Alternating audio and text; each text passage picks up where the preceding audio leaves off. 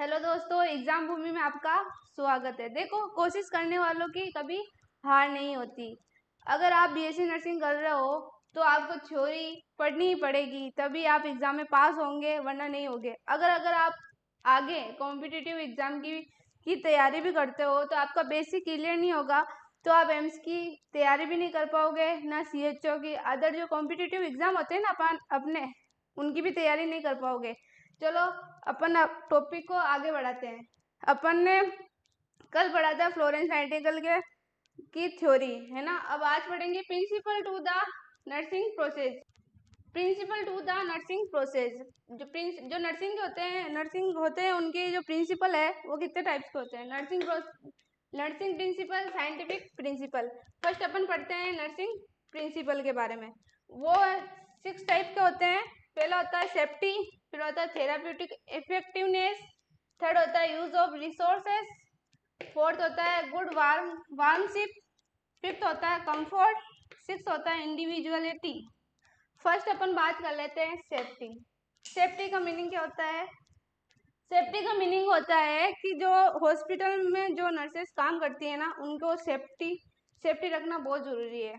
चलो इसके बारे में पढ़ लेते हैं। It means prevention of mechanism, thermal, chemical and bacteriological injury to the client and the workers and protection from all of nurses. मतलब जो नर्सेस वार्ड में काम करती है ना, जो बैक्टीरिया और इनसे जो केमिकल और इनसे जो अपनी इंजरी होती है ना, इनको दूर रखना, ये सेफ्टी वाला काम है। फिर सेकंड होता है थेराप्यूटिक इफेक्टिवनेस। थेराप्यूटिक इफेक्टिवनेस में क्या? It is achieve the purpose from which A process is done. फिर थर्ड होता है use of resources. Use of resources के अंदर क्या है? It impulses the right use and economy of time, energy and material. जो आपका मटेरियल और इकोनॉमिकल, इनके बारे में बताया गया यूज ऑफ रिसोर्सेज। फिर फोर्थ होता है गुड वर्क वार्मशिप। मतलब हर नर्सेज का जो काम करने का तरीका होता है ना, वो अलग अलग होता है। It is a art of doing भी बोल सकते हैं। मतलब कभी देखा होगा, कोई जो नर्सेस होती है, कभी कोई बोलता है कि इंजेक्शन लगाते हैं तो वो किसी को पता नहीं चलता, और कोई ऐसा इंजेक्शन लगाते हैं जो पता चल जाता है, मतलब दर्द होता है। अलग अलग नर्सेज और अलग अलग डॉक्टर का जो वर्क का काम होता है ना, वो अलग अलग आर्ट होती है उनकी भी करने की। Comfort, to provide comfort, to give satisfaction the client and the workers. फिर सिक्स होता है individuality. It is to consider to need and problem of a particular client when a process is to done. ये आपके हो गए 6 principal. अब second होता है साइंटिफिक प्रिंसिपल, जो मैं आगे कराऊंगी। पहले वाला जो प्रिंसिपल था ना आपने, उसमें कितने बताए थे? 6। सेफ्टी, कंफर्ट, इंडिविजुअल और ये सब। अब जो सेकंड अपना जो प्रिंसिपल है ना, वो है साइंटिफिक प्रिंसिपल। साइंटिफिक प्रिंसिपल क्या होता है? It is the application of medical, biological, physical and social sciences. मतलब एनाटॉमी एंड फिजियोलॉजी, फार्मेकोलॉजी, साइकेस, सोशियोलॉजी, न्यूट्रिशन एंड केमिकल। मतलब साइंटिफिक प्रिंसिपल अपने जो सब्जेक्ट है ना, उनके रिलेटेड ही है। जो एनाटॉमी और फिजियोलॉजी मतलब स्ट्रक्चर, जो बॉडी के पार्ट्स वगैरह, इनके बारे में बताते हैं। फार्मेकोलॉजी, मेडिसिन कैसे मूवमेंट मतलब वर्क कैसे करती है, ये सब। साइकस मतलब पेशेंट की जो मेंटल एबिलिटी है ना, उसको समझने के लिए। सोशियोलॉजी जो सोसाइटी से जुड़ी होती है। न्यूट्रिशन में मतलब जो अपने विटामिन होते हैं या फोलिक एसिड, ये सब इसके बारे में बताते हैं।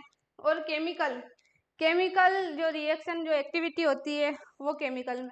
ये अपने क्या है? Scientific principle.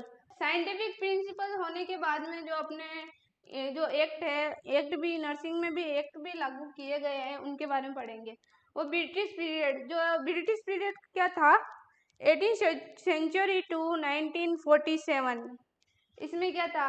The quarantine act was promulgated in 1825. Actual public health movement started in India in the 19th century. A number of acts were passed. Some of them are, जो एक्ट है वो लागू किए गए इंडिया के अंदर 19th century के अंदर, वो क्या क्या थे?